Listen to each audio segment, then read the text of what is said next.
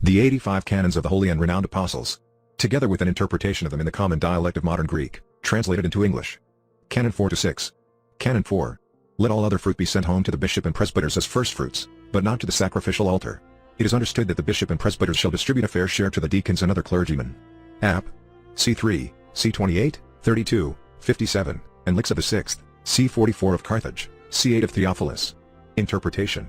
This canon ordains that any other fruit, except ears of wheat and grapes and oil and incense, shall not be offered at the holy bema, but must be sent to the home of the bishop and of the presbyters, as concerns firstfruits, in order that those sending them may offer due thanks to God by them, that he gave them such goods graciously.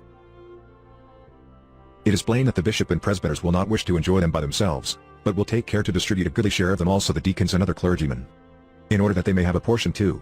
See the interpretation of App. C3. Canon D. No bishop, presbyter, or deacon shall put away his own wife under pretext of reverence. If, however, he put her away, let him be excommunicated, and if he persist in so doing, let him be deposed from office.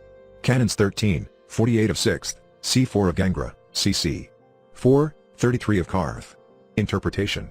The old law permitted married men to divorce their wives whenever they wanted and without any reasonable occasion. The Lord, however, sternly forbade this in the Gospel.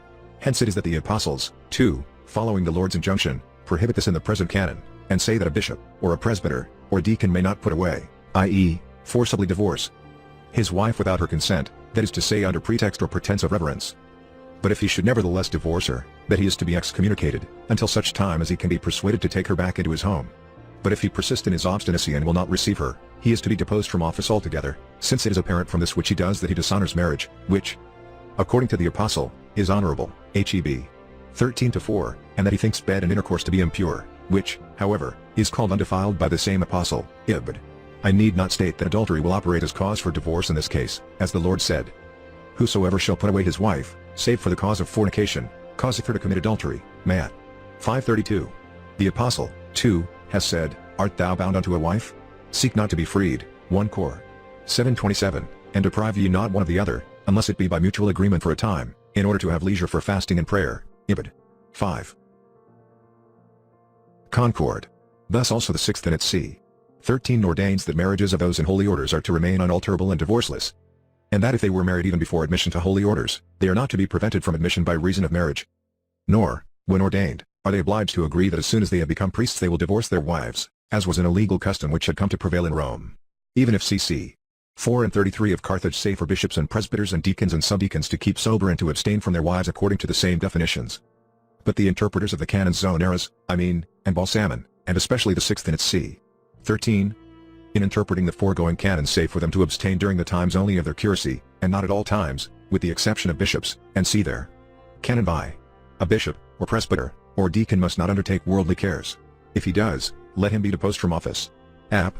C81, C83 of the 4th, CC 3, 7 of 7th, C, X of the NC 18 of Carthage. Interpretation. Those in holy orders are not allowed to get themselves involved in worldly matters, but are required to devote their time to the divine service of their profession, and to keep their mind free from all confusion and disturbance of life. Hence it is that the present canon decrees that a bishop, or a presbyter, or deacon must not undertake or take upon himself cares of life. If, though, he do so and refuses to forego them, but on the contrary persists in them, let him be deposed. The Nomicon of Photius, in Title 8, says that bishops must not undertake cares and become trustees, even of their own relatives, according to cc. 13, 14, 15 of Title I of BK 3 of the Basileia, except only in case that trusteeship is for the purpose of distributing alms or charitable gifts in behalf of their deceased relative, according to Novel 68 of Leo the Wise. Read also the above concordant canons, prohibiting clergymen from worldly cares.